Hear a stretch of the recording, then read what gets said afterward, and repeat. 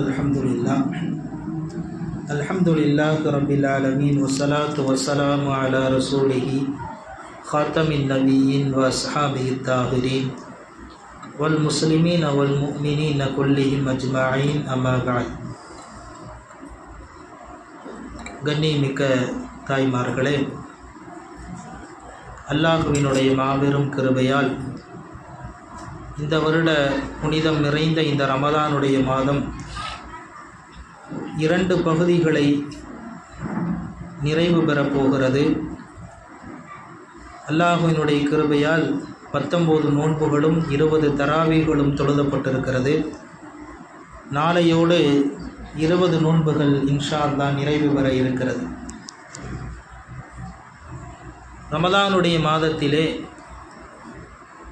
குறிப்பாக இந்த கடைசி 10 நாட்கள் என்பது மிகவும் கவனம் எடுக்கக்கூடிய 10 நாட்களாக இருக்கிறது.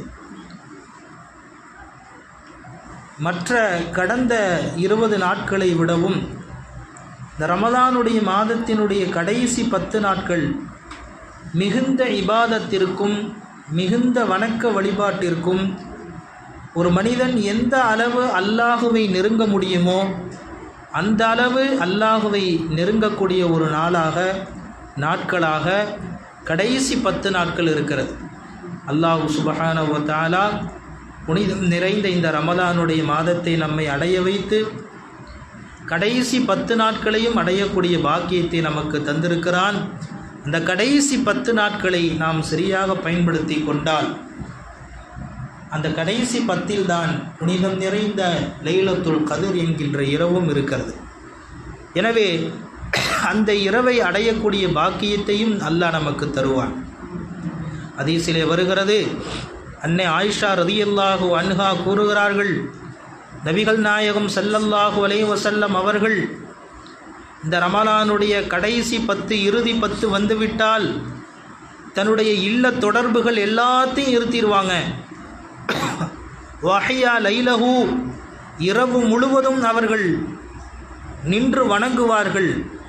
வைகல் அஹ்லஹு, அவர்கள் மட்டுமல்ல அவர்களினுடைய குடும்பத்தினர்களையும் எழுப்பி இரவு நேரத்தில் நீங்கள் வணங்குங்கள், இபாதத்தை செய்யுங்கள் என்று நபி ஸல்லல்லாஹு அலைஹி வஸல்லம் அவர்கள் கூறுவார்கள் என்று அன்னை ஆயிஷா ரலியல்லாஹு அன்ஹா கூறுகிறார்கள்.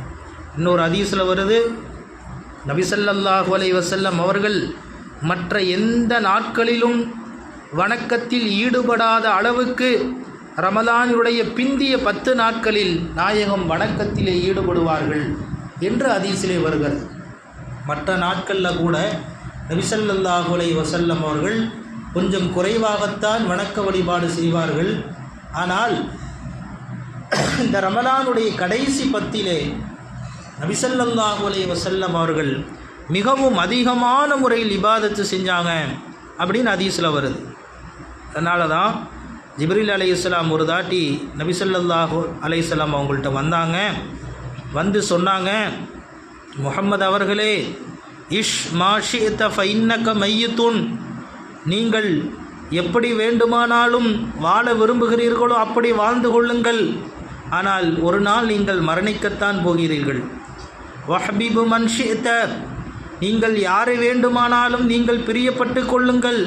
ஃபைன்னக முஃபாரிகுஹு, ஒரு நாள் நீங்கள் அவரை விட்டு பிரியத்தான் போகிறீர்கள். வஅமல் மாஷித, நீங்கள் விரும்பியதை செய்து கொள்ளுங்கள்.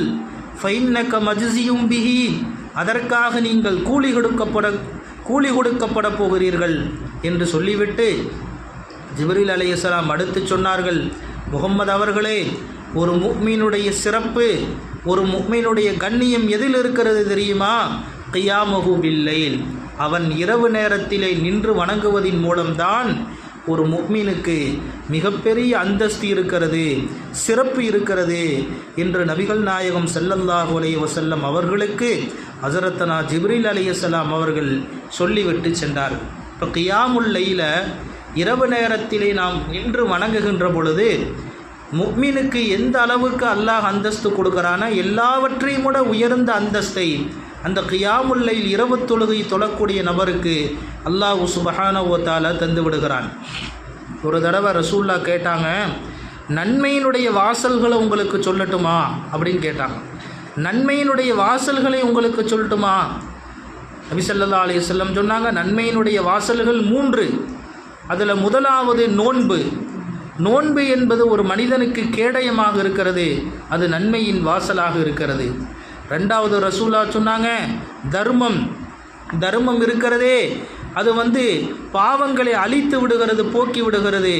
எப்படி ஒரு நெருப்பை தண்ணீர் போக்கி விடுமோ அதே மாதிரி தான தர்மம் என்பது ஒரு மனிதனுடைய குற்றத்தை போக்கி வருகிறது.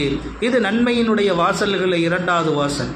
3வது நபி ஸல்லல்லாஹு அலைஹி வஸல்லம் சொன்னாங்க, ஸலாத்து ரஜிலி ஃபி ஜௌஃபில் லைல். இரவு நேரத்திலே, நடு இரவிலே ஒரு மனிதன் தொழுகுவது, இரவு தொழுகையை தொழுகுவது அவனுக்கு நன்மையினுடைய வாசலை பக்கத்தில் கொண்டு போய் வைத்து அவனுக்கு நன்மையை அள்ளித்தரக்கூடிய செயலாக இருக்கிறது என்று நபி ஸல்லல்லாஹு அலைஹி வஸல்லம் அவர்கள் சொன்னாங்க.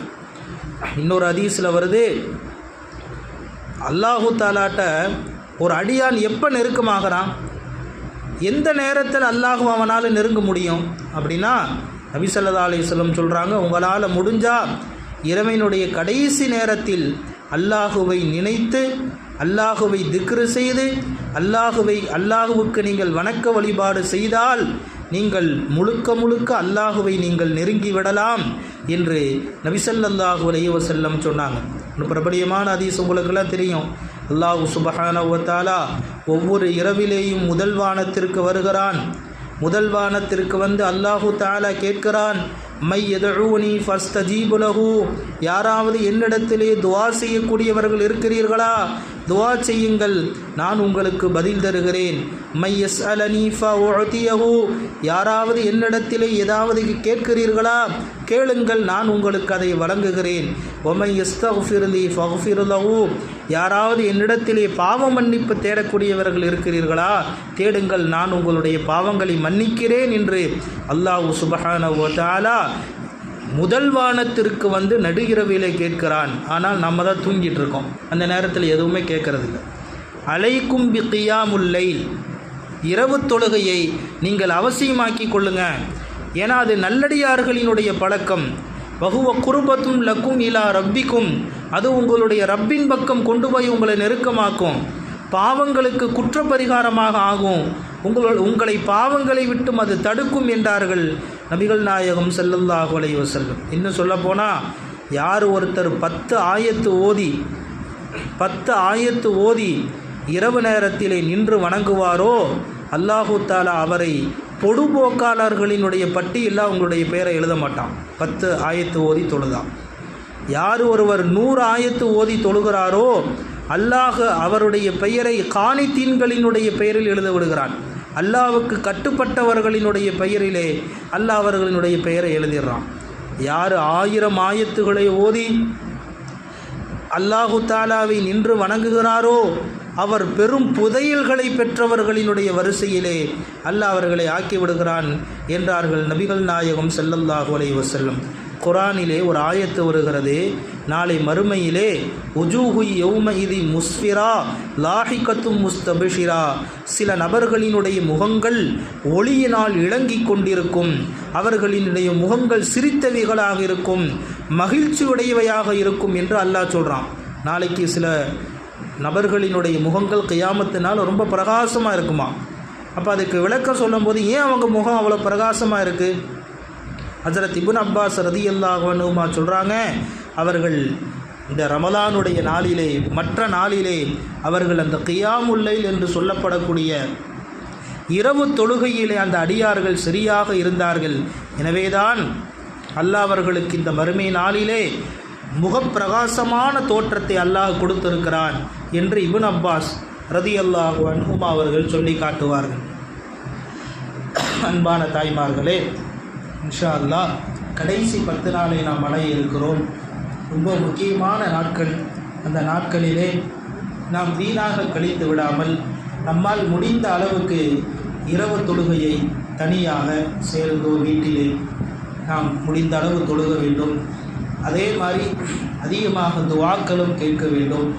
கடைசி 10 இத்துக்கும் மினன்னார், நரகத்திலிருந்து விடுதலை பெற்று சொர்க்கத்தை அல்லாஹ்விடத்திலே கேட்கக்கூடிய அந்த 10. அதையும் அல்லாஹ்விடத்திலே கேட்க வேண்டும். நாம் வைத்த இந்த 20 நோன்புகளையும் அல்லாஹ் ஏற்றுக்கொள்ள வேண்டும் என்கின்ற துஆவையும் நாம் தொடர்ந்து செய்ய வேண்டும்.